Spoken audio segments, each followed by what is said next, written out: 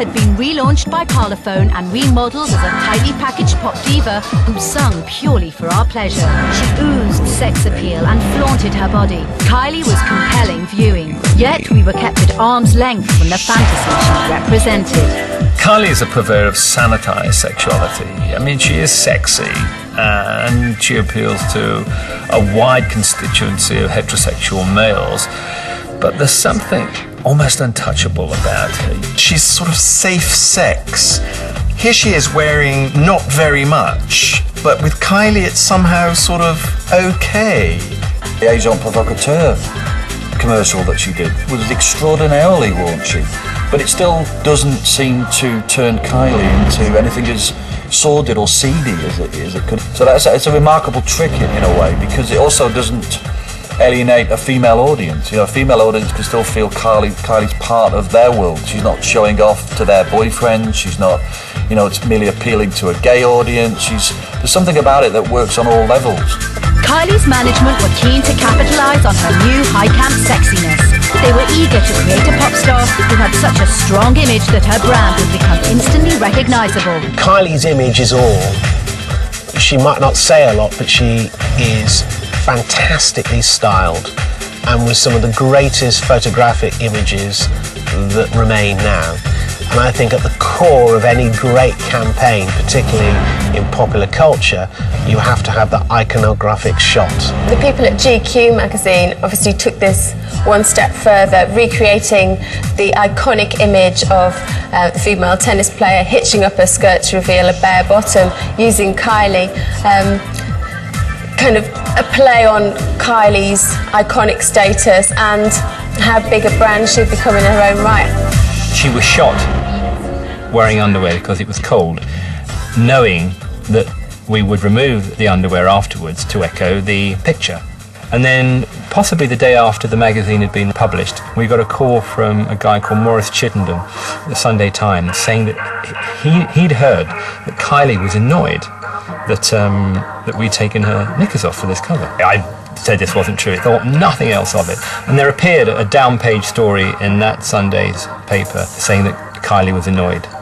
And again, I read this and thought nothing of it. And the next day, the cover of all the tabloids in the Mail, it was everywhere. And this story went bananas. And I called up Kylie's PR person, who I know very well, and said, what do you make of this? And he said, well, I don't know where this has come from, but if we keep our mouths shut, we can keep this going for a while. And we did. Was Kylie behind the scenes manipulating the story herself, or was it a PR ploy by her management? Either way, the photo was embargoed from further distribution, making the image even more sought after. And it lasted in the press for 8 or 9 days. It was extraordinary. And we just didn't feed anybody anything. And it just kept going and going and going and going. So it was a sort of win-win situation. Kylie's next visual assault on the public arrived in spectacular style in 2002 with the promo to Can't Get You Out of My Head. The track was hypnotic and the video was mesmerising with its bold synthetic vision of the future and its ironic portrayal of Kylie as a robotic performer. Can't Get You Out of My Head is definitely the pivotal iconic moment for Kylie Minogue. You know, she'd been through different phases.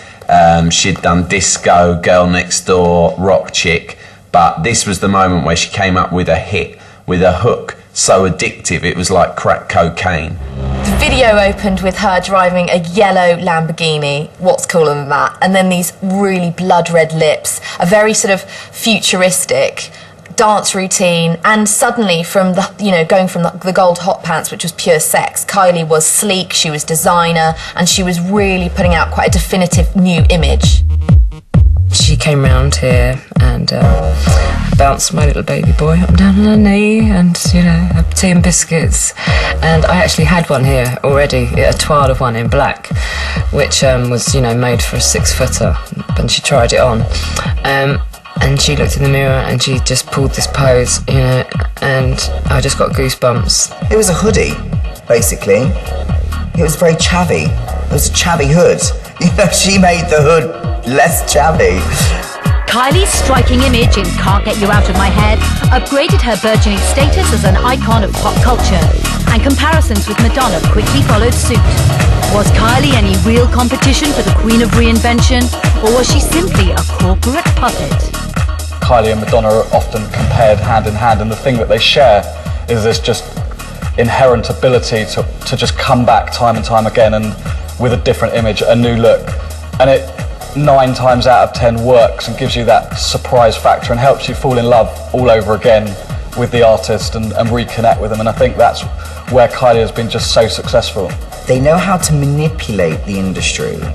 Their publicists and record label know how to edge them in the right direction with looks with regards to music and sound. I think for me, Madonna leads the way when it comes to new ideas.